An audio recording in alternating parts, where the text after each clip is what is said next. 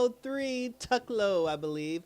And it's your boy Icon with another Marvel TV review for you. And before we get started, hit that notification bell, hit that like button, and subscribe to my YouTube channel if you haven't already, as we go over some Marvel action.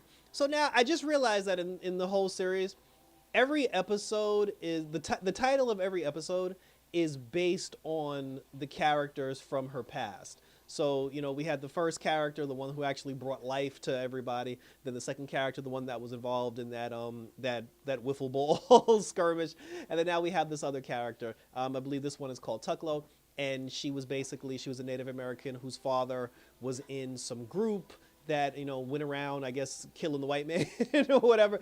And the daughter, she wanted to be a part of the group, and the father said no, because women are supposed to bring life and men are supposed to take it. But she was very good with the gun, but daddy said no, so she said screw that. She tapped into the power of the ancestry, because just like everybody else, every single descendant, I guess, was able to tap into the power from the original person that birthed the nation. So she tapped into the power, and then she went, like, when her dad and her dad's friends, they were basically, like, pinned down by gunfire. She showed up with the shotty, tapping into the power of the ancestry. She killed the white man, and then, her father basically said that she was allowed to be in the group. So now, and in each individual character, I guess it has something to do with Echo, because Echo's Maya, she's a descendant from, that's probably like her name, like, her Native American name is probably like Echo, but she's a descendant from them, so she's tapping into, like, the power, or they're using her character to foreshadow events of the past, because there was an episode where they were showing Tuklo doing her thing and they were showing Amaya doing her thing at the same time.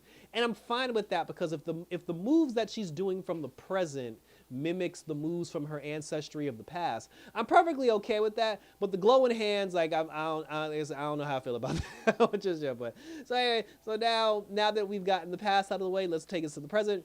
And in the present, Amaya, she's basically down by the pond. She's just walking around doing God knows what.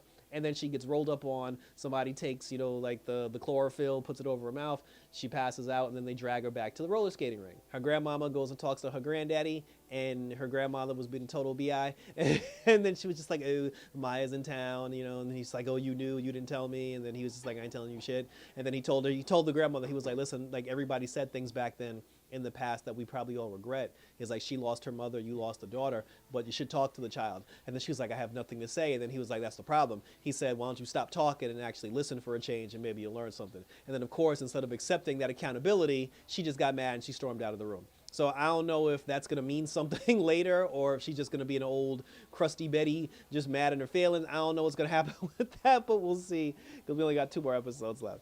So now Amaya gets rolled up on. She gets taken to the roller skating ring.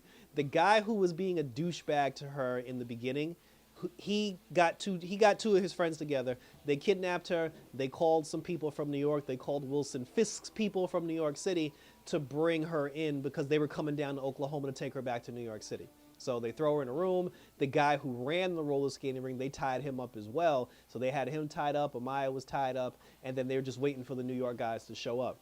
Her cousin ends up showing up, and then she ends up showing up to the roller skating ring because she, in the last episode, she found out Amaya was in town. So she goes to the roller skating ring, and then she's trying to find out where Amaya is, and then, like, the bad guys, they run up on her too. They knock her out, tie her up, and they put her and Amaya in the same room. So Amaya ends up breaking out of it. She gets out of her restraints. She gets her cousin out of the restraints, and then the two of them start talking, and she's like, "Where have you been? How come I haven't heard from you in so long?" And then Amaya was just like, "I'm here for business. I didn't want to ruin your life." And she's like, "Bitch, I emailed you for the last 20 years, and you ain't never returned not a single email, phone call, or text message, no carrier pigeon, no nothing." So she was just like, she was just like, "I know you deaf, but bitch, we gonna talk about this shit." And, like, her cousin was pretty bad. So then basically at that point, so Amaya, she breaks out of the room.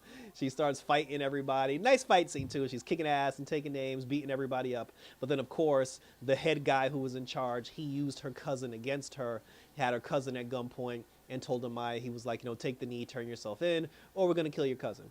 So she surrendered. They pinned her down. The guy who owned the skating ring, like, they pinned him down. I guess they was going to kill them both. So the guy was going to kill both Amaya and the roller skating ring dude. And right before he pulled the trigger and killed them both, his phone went off. We didn't hear the voice of the person, but we all knew it was the Kingpin. And Kingpin basically told him not to kill them. So the guys are just like, "All right, boys, the word came from the top. We're not going to kill him. So let's pack up," and they did. So now Amaya and everybody's like, yo, what the fuck? Because we were about to die, they had the drop on us and they changed their mind, and they were confused about what just happened. The cousins ended up having a conversation, and then Amaya told her, she was like, listen, just go home. And she said, I promise when this is over, I'll call you. So I'm like, I wouldn't wait for that phone call. I'm like, how you gonna call her? She's like, she can't call her. I was like, that's fun. Like, you fell for that. That was fucked up. So then Amaya goes back to her old family house. And when she gets back to the house, the Kingpin is there. He's at her house. He doesn't say, the man has been in basically all 3 episodes and hasn't said shit so far. So he's just there. He's looking at her. She's looking at him. And then nobody's saying anything, obviously. And then that's how the episode ended. And thank you for tuning in. So we end on a Kingpin stare down. So he actually made the trip to Oklahoma. I thought she was going back to New York.